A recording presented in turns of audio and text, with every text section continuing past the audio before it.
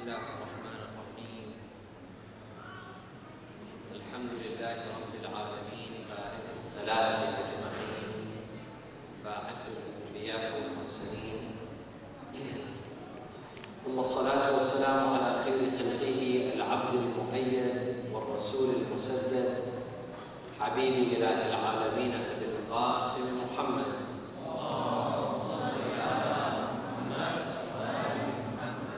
وعلى أهل بيته الطيبين الطاهرين وصحابته المنتجبين.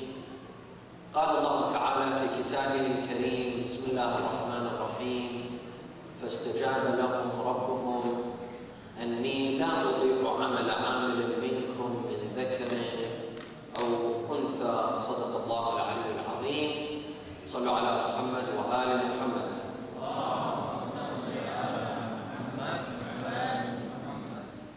Does gender equality exist in Islam? Does Islam view men and women to be the same? Or are they treated differently? Does Islam favor men over women, or women over men, or none are favored over the other? If the answer is that Islam favors men over women, if the answer is yes, then isn't Islam supposed to be a fair religion? Isn't Allah subhanahu wa ta'ala supposed to be a just God and a fair God? Why would He favor 50% of His creation over the other 50%? Allah subhanahu wa ta'ala created men and women, and they're both His creation. If He favors men over women, where's the justice in that? And where's the fairness in that? If the answer is no, Islam does not treat men better than women, and does not favor men over women. Rather, they are treated equally. They have an equal amount of rights, and they are seen as counterparts to one another. Then why is it that we see some Islamic laws that favor men over women? For example, in Islam, men receive double the amount of inheritance that women receive. In Islam, men have the right to divorce, women do not have the right to divorce. And in Islamic court, one male witness is equivalent to 2 female witnesses. When it comes to marriage, a female requires her father's permission to marry, while a male does not require, does not need his father's permission to marry.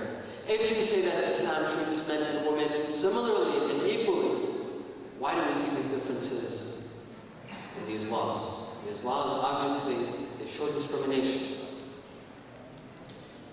Islam has been attacked for centuries by non-Muslims and Muslims alike, that Islam is a religion that favors men over women. Islam is a religion that secures the interests of men first and then of women. Islam is a male-dominated religion. And no matter how many lectures are given, it still seems that this misconception remains, because the laws that we just mentioned require explanation. Permission to marry, the right for divorce, half of the inheritance, half of a witness, polygamy. An Islamic man is allowed to marry up to 4 wives, while a woman can only marry 1 husband. Why all these laws? To simply say that Allah subhanahu wa ta'ala created men and women equally, this is not enough. Sallallahu alaihi wa sallam.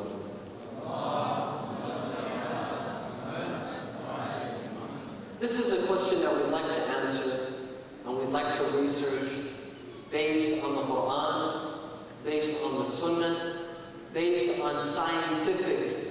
research, and some personal analysis, inshallah. But first of all, let's look at women's rights in the West.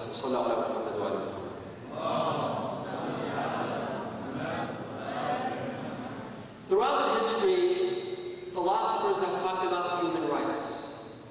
From the time of Socrates to Plato to Aristotle, these Greek philosophers discussed human rights in general. Other philosophers came, they also discussed human rights. But no one discussed women's rights. Not even during the Renaissance. The Renaissance was an enlightenment period in Europe in about 1500, 1600. But no one talked about women's rights. There were a lot of advancements during the Renaissance in Europe, but there was no talk of women's rights.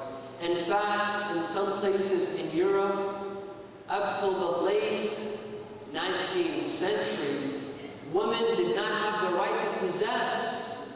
This includes the UK, Germany, Italy, and Greece. Women did not own. Even if they worked, the money that they made, it either went to their family, to the father, or the husband. They had no right to possess until the year 1882. In England and the UK, they passed a law allowing women to possess and spend as they like. The first time that women's rights was officially discussed was in 1984, when the United Nations announced that women have equal rights as men, and this was after World War II. And this was up to less than 8 years ago. Only less than 8 years ago, in Europe and in the West, women were talking about, people started talking about women's rights. The right to possess, the right to own, the right to spend. 1948. Of course, now we see a huge thrill over women's rights. And when women's rights were discussed here in America and in Europe in the 40s and in the 50s, the reason was not out of pity for women.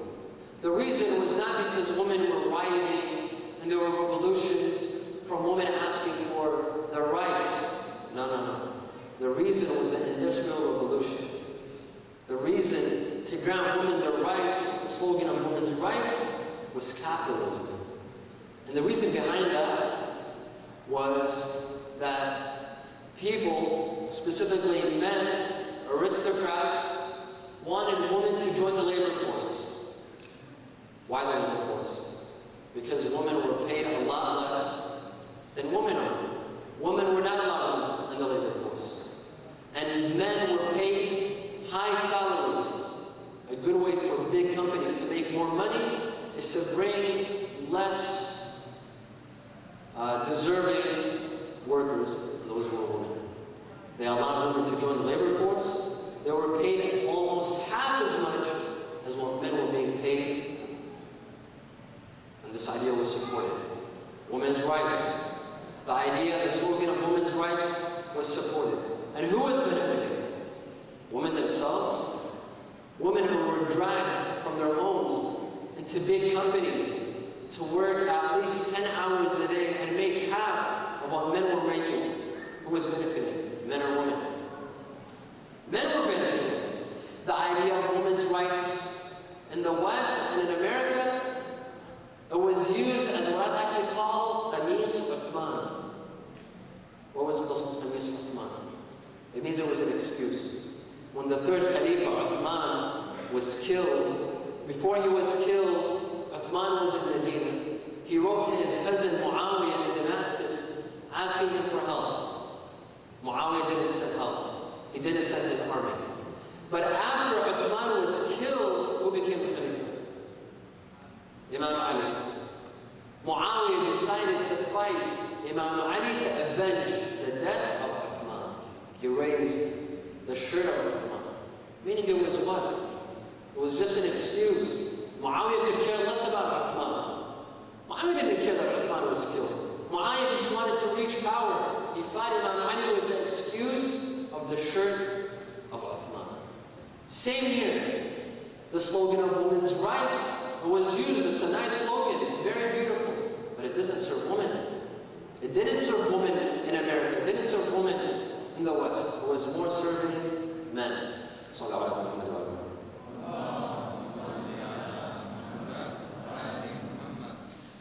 The early 20th century also faced and witnessed the rise of a movement called feminism. What was feminism all about? Feminists wanted the abolition of traditional family gender roles. The man has to get up in the morning and go to work. The woman stays at home and takes care of the kids. No. This has to end. Feminists wanted to end this.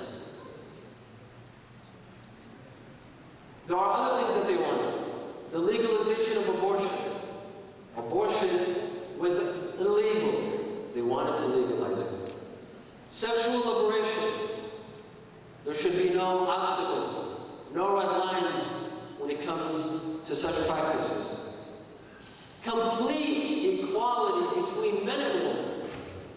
If men serve in the army, women have to serve in the army. Any rights given to men should be given to women. So when you ask a feminist, then what's the difference between a man and a woman? They'll tell you there's no difference.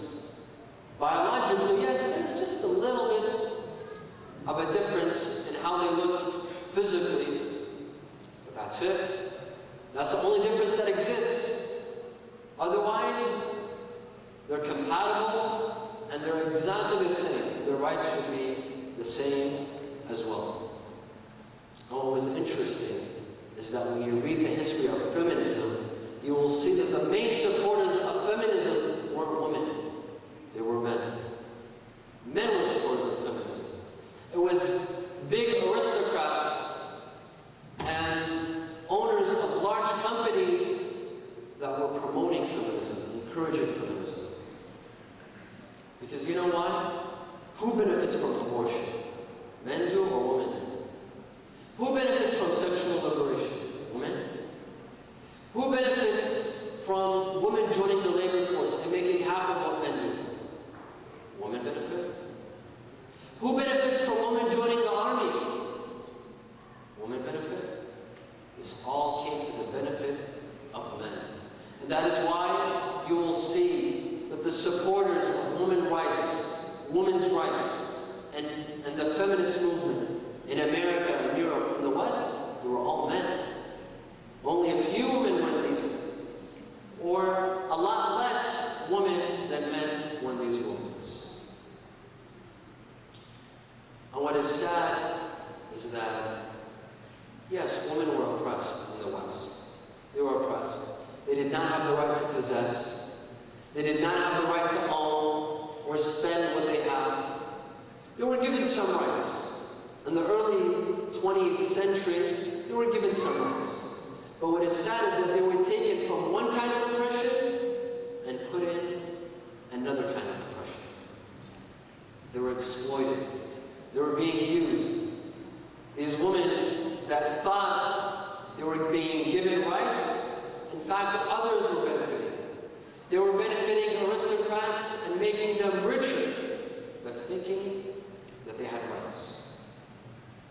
And what's sad is that there are some naive Muslims that say some Muslim countries must imitate the West. We should borrow some of the laws pertaining to women's rights from the West and bring them to the East. This is very sad. For people to admire such sort of movements that occurred in the West.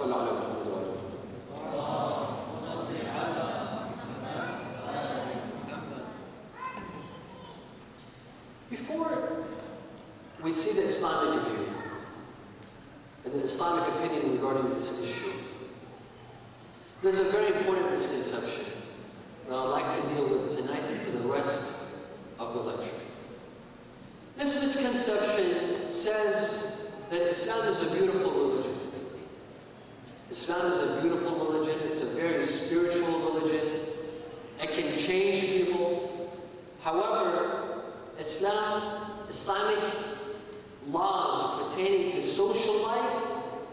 they only benefited those that lived 14 centuries ago. Laws pertaining to social life are good, but not for today. Not for America. Not for the 21st century. These social laws in Islam that talk about the laws between the gender roles, the laws of inheritance, what men should do, what women should do. These are good laws, but they should be kept from 14 centuries ago. Today we need better laws. We need new laws. These laws are outdated. We can't tell women today that you will receive half the inheritance of a man. We can't tell women today that a man has the right to divorce when you don't have the right to divorce. We can't tell women today that you are only allowed to marry one husband and you have to stick with that husband for the rest of your life while your husband can marry another wife. We can't do this. These laws are outdated. We either reform these laws or we change them altogether. We abandon them altogether. And there are some that even try. Some even try to do this. For example, about 40 years ago, there was a president in Iraq. Some of you might be from Iraq. This was a very well-known president by the name of Abdul Qasim. When Abdul Qasim came to power in Iraq, supported by the Communist Party, he said that women shall receive the same amount of inheritance as men. Men cannot receive the double amount. They all receive the same. And I remember that, well, I wasn't alive back then, but I've heard that my father, Al-Qazwini, went from Karbala to Baghdad to meet with Abdul Qasim just to argue over this issue. But this is the law of the Quran. This is the law of the Quran. Who are you to come and change the law of the Quran? Thus, some feel that these laws are outdated. They must be changed. When you face such a misconception, there are three reactions. There are three reactions to this misconception. One reaction is that, yes, we totally agree. Islam is a beautiful religion, but it's beautiful when it comes to the spiritual aspect. Islam should be marginalized only to the masjid. Its worship, the Quran, its prayers, this is beautiful. But Islam should not dictate us how to run our lives and tell us how to deal with our families and family law. This should change. Islam should be restricted to the masjid and to spirituality. That's it. Instead, we should borrow laws from the West, from Western countries. Let's bring in laws from the West and change some Islamic laws. Well, this is one reaction. Another reaction says we will stick to Islamic laws word for word. And we won't change a single thing. We will stick to the book. We will do exactly what Rasulullah did. However Rasulullah lived his life, we'll live that sort of lifestyle. And we won't accept anything new into Islam. We won't allow it. We won't allow anything from the West or any new ideas to infiltrate Islamic philosophy or Islamic law. And of course, there are some people that have picked up this idea. There are some Muslims, namely Wahhabis, the Wahhabi school of thought, that sticks to this idea. They believe that anything old is holy. Anything ancient is holy. That is why when you look at them and you see how they're dressed, they wear miniskirts, they have a miswak in their mouth, they think that taking pictures is haram. And if it was up to them, they'd destroy every single building that exists in Mecca and Medina. Why? Because this is new. If it was up to them, they'll even live in tents. And then you have a third reaction. A middle reaction, a moderate reaction, that says not everything that is old is holy. Not everything from the past is sacred. And not everything from the past should be abandoned. And at the same time, not everything from the West is advanced and should be taken. And not everything from the West should be rejected. There should be a mix. And this idea, this third reaction, seems to be the most modern reaction.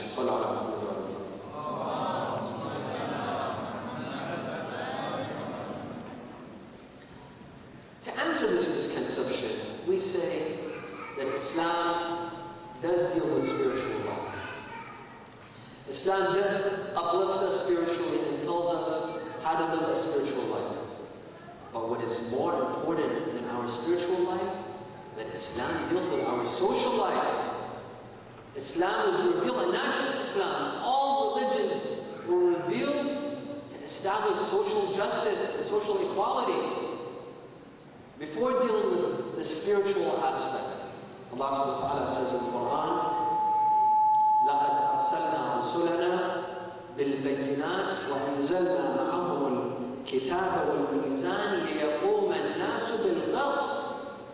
That we have revealed the book and the signs so that people may live in equality and in justice.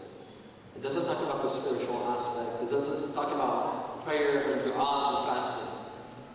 Firstly, religions were revealed for equality, for social justice. So for you to come and say, let's restrict Islam to the masjid, let's take the spiritual laws of Islam and abandon the social laws that pertain to gender equality, to gender roles, the issue of inheritance, marriage laws, this defeats the purpose. Islam doesn't agree. This notion that Islam is outdated and must be reformed, this came from Orientalists. This came from imperialists, those who wanted to come and conquer some Islamic countries. Those who wanted to rule Islamic countries. They came with the notion that your religion is an outdated religion, let's offer you something else.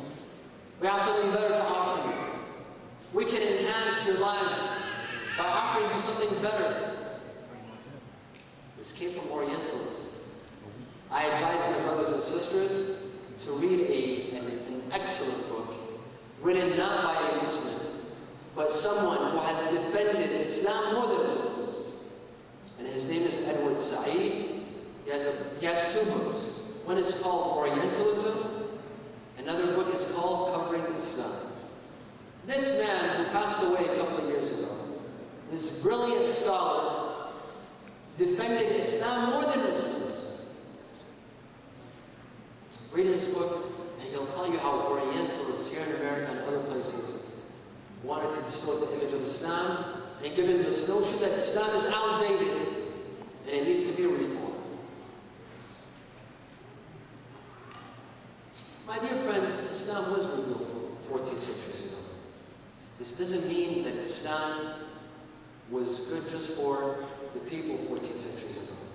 We believe that Islam is good at all times, and it's beneficial at all times, and it's applicable at all times.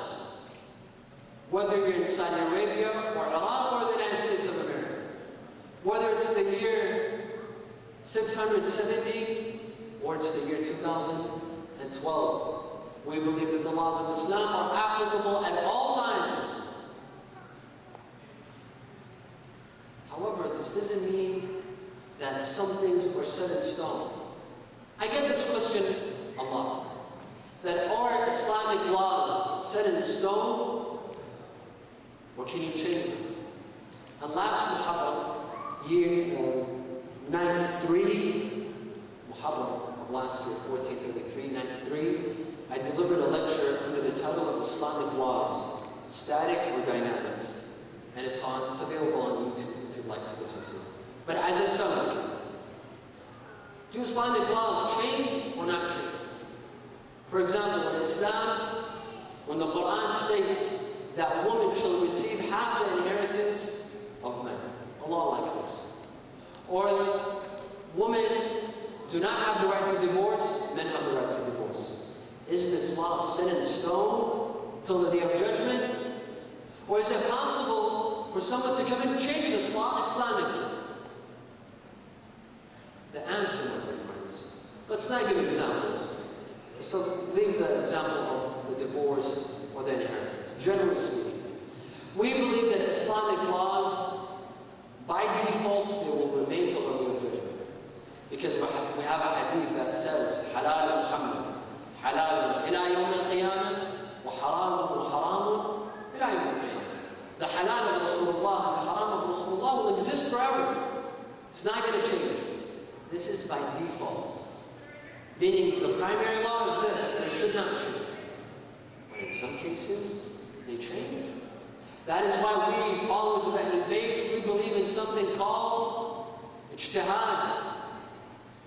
Ijtihad is defined by the translator of the Prophet to the Quran as the formulation of independent legal opinions through rational interpretations of sources of Islamic law in all areas of Islamic legal application.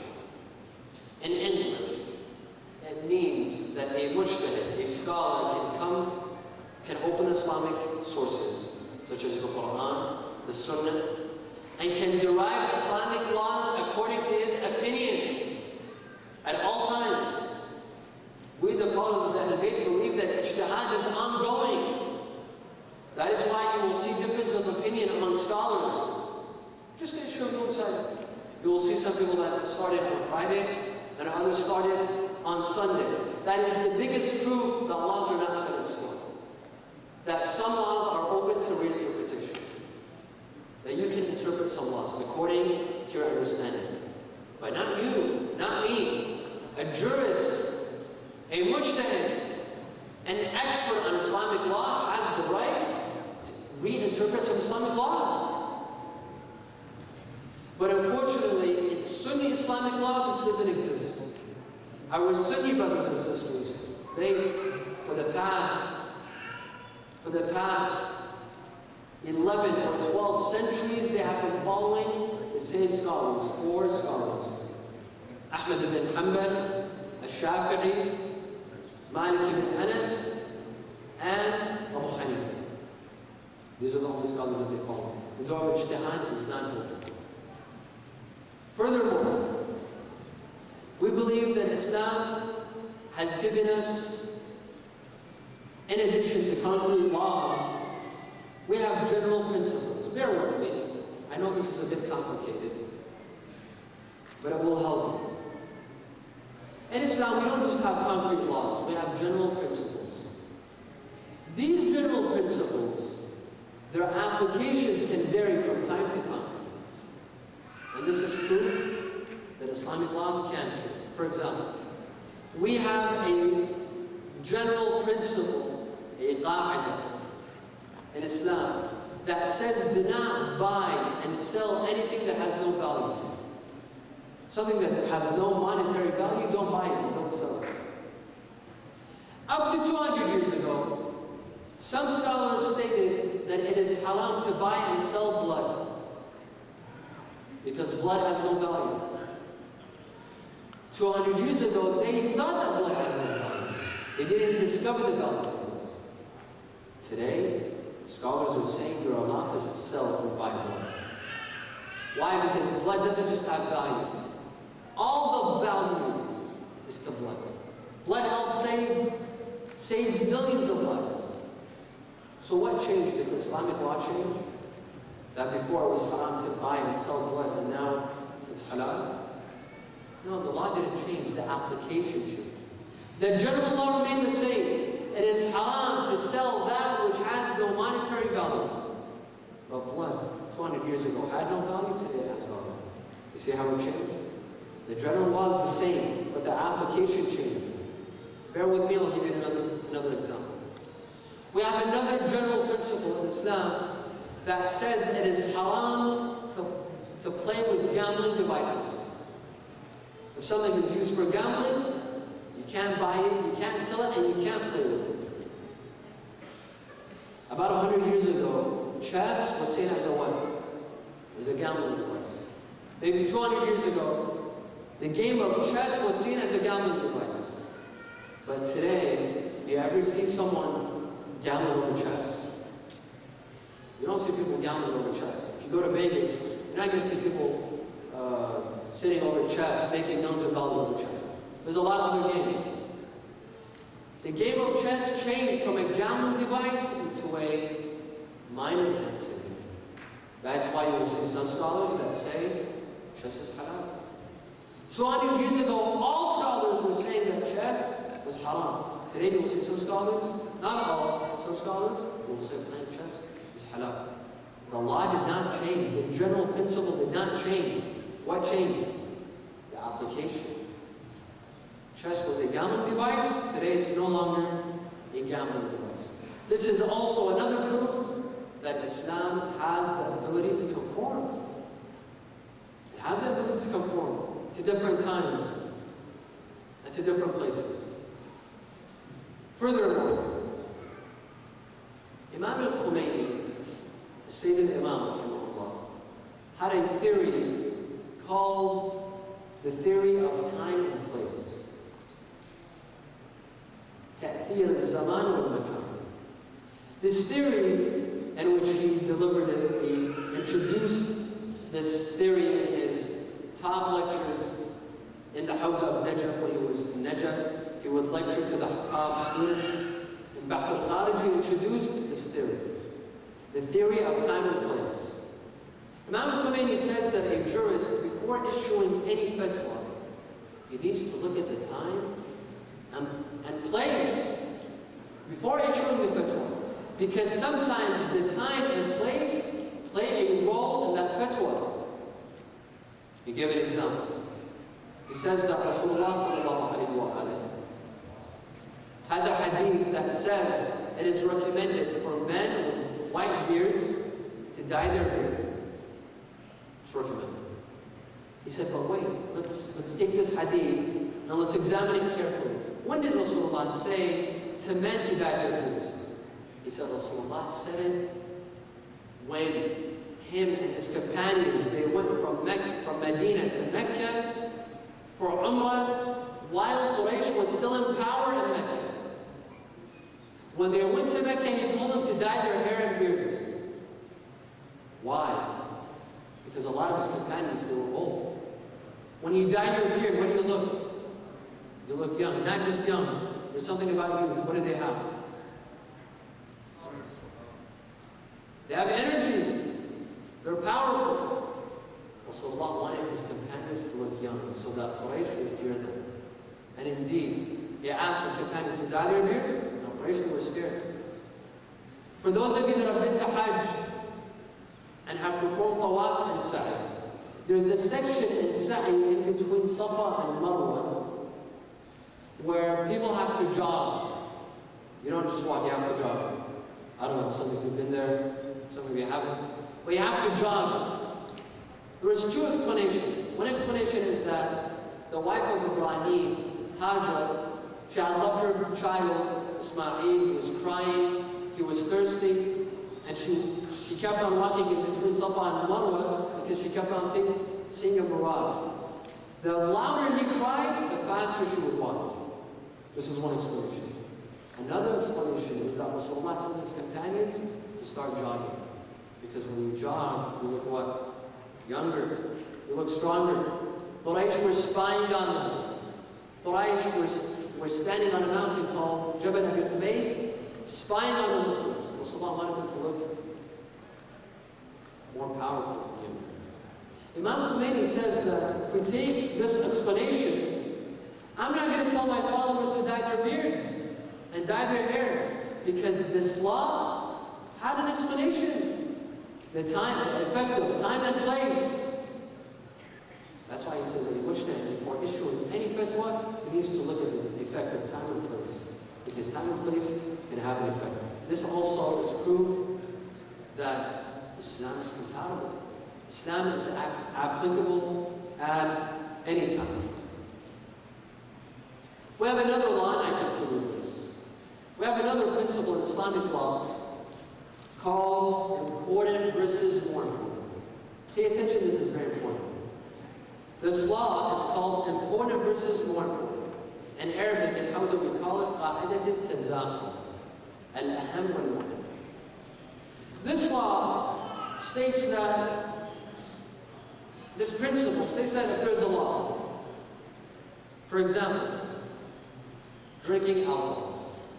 Drinking alcohol in Islam is what? It's haram.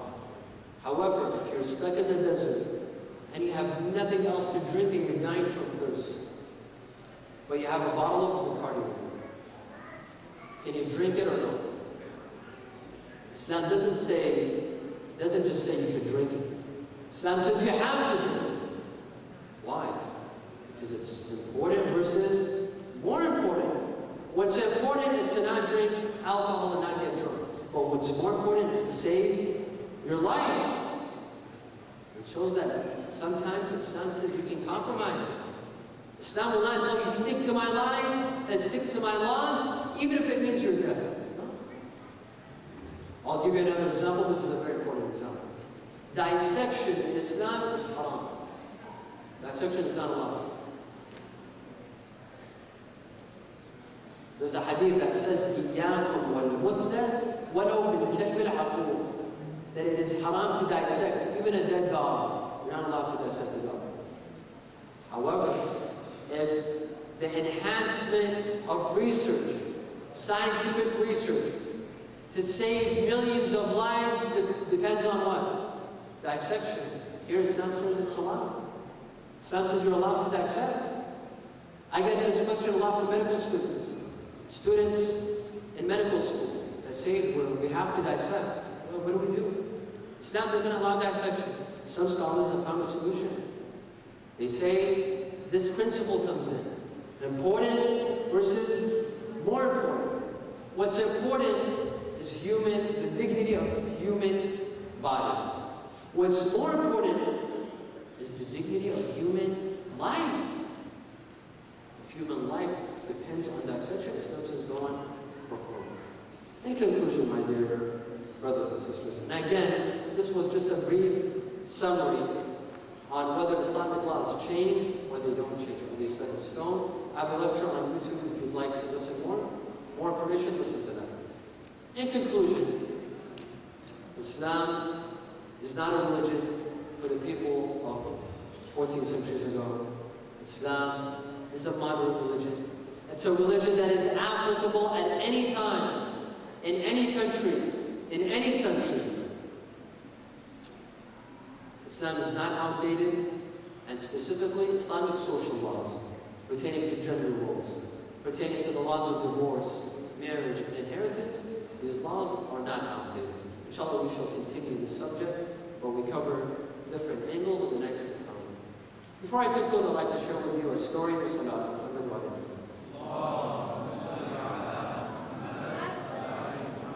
To show you the blessing of the month of Ramadan. I was telling some brothers and sisters this over a flat tonight.